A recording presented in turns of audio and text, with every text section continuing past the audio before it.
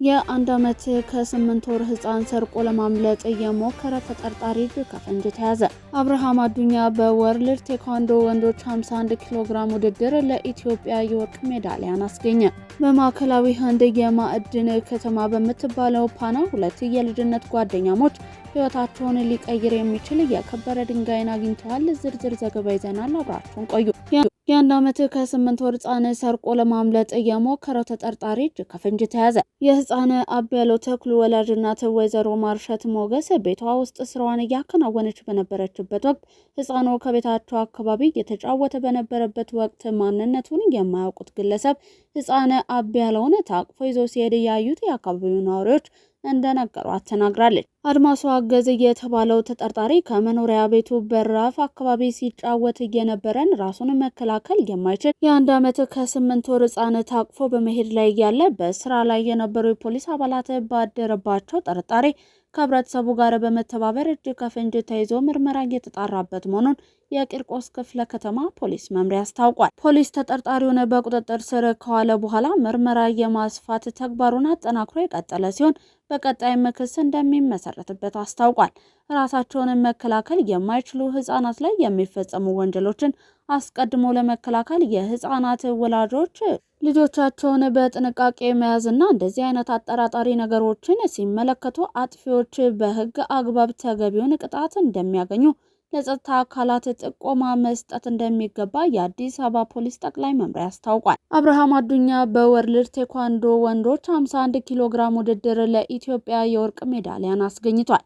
በአንጎላ ሉዋንዳ እየተደረገ በሚገኘው አራተኛው የአፍሪካ ወጣቶች ጨዋታ አብርሃም አዱኛ ግብፃዊውን ማዚን አህመድን 2-0 በማሸነፍ ነው የወርቅ ሜዳሊያውን ያሸነፈው። በተመሳሳይ በዛሬው ዕለት በተደረጉ ውድድሮች በሴቶች 3 የነሐስ ሜዳሊያዎች የተገኙ ሲሆን በ68 ኪሎ ግራም ወንዶች አብርሃም በቀለ ለሀገሩ ተጨማሪ የነሐስ ሜዳሊያን አስገኝቷል። ነገም ውድድሮቹ ቀጥለው ሲደረጉ በወርልድ ቴኳንዶ በወንዶችም በሴቶችም ኢትዮጵያ በ6 ውድድሮች ትካፈላለች። ከውጭ በማዕከላዊ ህንድ የማዕድን ከተማ በምትባለው ፓና ሁለት የልጅነት ጓደኛሞች ህይወታቸውን ሊቀይር የሚችል የከበረ ድንጋይን አግኝተዋል። ሳቲሽ ካቲክ እንዲሁም ሳጅድ መሐመድ የተከራዩት መሬት ላይ ግዙፍ የሚያብረቀርቅ ድንጋይ ሲመለከቱ አይናቸውን ማመን አልቻሉም።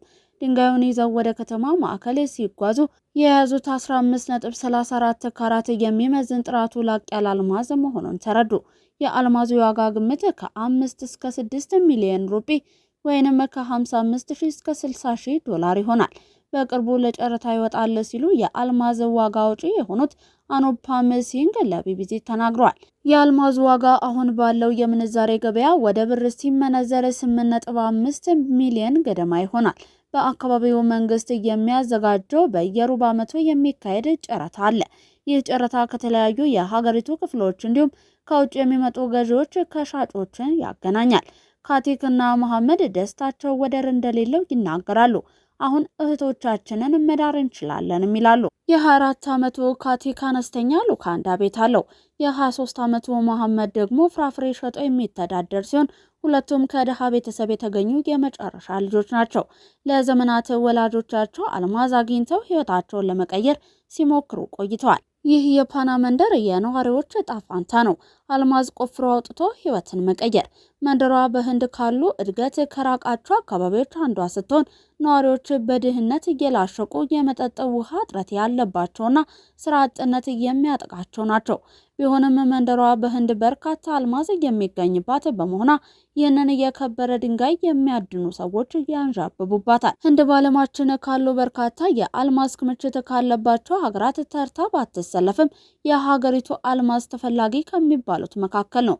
አብዛኛው የማዕድን ማውጣት ስራ የሚከናወነው በመንግስት ቢሆንም የአካባቢው ባለስልጣናት ለነዋሪዎች በአነስተኛ ዋጋ መሬትን ያከራያሉ።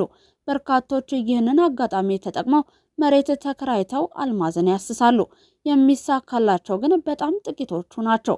መሐመድ እንደሚለው አባቱና አያቱ ይህንን መሬት ለዘመናት ቢቆፍሩም ከአቧራና ጭቃ የተለየ ያተረፉት ነገር የለም። አባቱ ናፊስ አማልክት በስተመጨረሻም የዘመናት ድካማችንንና ስራችንን ከፈሉን ይላሉ።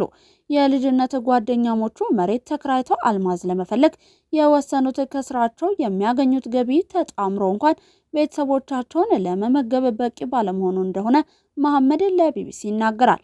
አልማዝ መፈለግ ቀላል ስራ ባይሆንም ጓደኛሞቹ ከቀን ስራቸው በተረፈ ጊዜ ነበር ይህንን ያደርጉ የነበረው። 114 ጫማ ከፍታ ያለው ሐውልት በመጥፎ የአየር ሁኔታ የተነሳ በብራዚል ወደቀ። በሪዮ ግራንዴ የሚገኘውና በአሜሪካው የነጻነት ሐውልት አምሳያ የተሰራው ይኸው ሐውልት በመጥፎ አየር በነበረው ንፋስ የተነሳ ሲወድቅ ጉዳት አላደረሰም ተብሏል። በአካባቢው በሰዓት ከ50 እስከ 56 ማይልስ በሰዓታት ፍጥነት ያለው ንፋስ ከሰሞኑ የነፈሰ ሲሆን ይህም ለሐውልቱ መውደቅ ምክንያት ሆኗል ተብሏል። በዚህ ምክንያት በአካባቢው ከባድ ዝናብ ይጥላል ተብሎ የተጠበቀ ሲሆን ማስጠንቀቂያ ለነዋሪዎች መሰጠቱ ታውቋል። በኢራን ከባድ ዝናብ ከዘነበ በኋላ የውሃ አካላት ወደ ደም ቀለም መቀየራቸው ተነገረ። ከ50 ዓመታት ውስጥ ታይቶ የማይታወቅ ድርቅ እየተፈተነች ባለችው ኢራን ዝናብ ከዘነበ በኋላ የሆርሙዝ ደሴት በቀይ ውሃ መሸፈኗ ተነግሯል። በኢራን 100 ሚሊ ሜትር መጠን ያለው ዝናብ እየጣለ ሲሆን ይህም ከኢራን አማካኝ ወርሃዊ የዝናብ መጠን በ5 እጥፍ እየበለጠ ነው። ከባድ ዝናቡ የውሃና የአሸዋውን ቀለም የቀየረው ሲሆን አንዳንዶቹ እውነቱን ከመንፈሳዊ ነገሮች ጋር አያይዘውታል። ሳይንቲስቶች ግን ቀይ ደም የሚመስለው ቀለም የሆርሙዝ አካባቢ ከፍተኛ የሆነ የአይረን ኦክሳይድ ክምችት ስላለውና ኦክሳይዱ ከዝናብ ጋር ሲገናኝ የሚፈጠር እንደሆነ ተናግሯል። የሆርሙዝ ደሴት የዓለማችን ዋነኛ የነዳጅ መስመር በሆነው የሆርሙዝ ሰርጥ የሚገኝ ሲሆን በተለያዩ ቀለማት ያሸበረቀ በመሆኑ ቀስተ ደመናማው ደሴት የሚል ስያሜም አለው። ይኸው ደሴት በሚገኝበት የኢራን የአስተዳደር ክፍል ከባድ ዝናብ የተነሳ መንገዶችም ተዘግተዋል። በአማካኝ በዚህ ዓመት የዝናብ መጠኗ በ89% እየቀነሰባት ኢራን ዳግም መዝነብ መጀመሩን ተከትሎ ሰዎች አደባባይ ወጥተው ደስታቸውን ገልጸዋል። ከወር በፊት ባለው የዝናብ እጥረት የተነሳ የዋና ከተማዋ ቴህራን 10 ሚሊዮን ነዋሪዎች ከተማውን ለቀው እንዲወጡ ሊደረጉ ይችላል መባሉ ይታወሳል።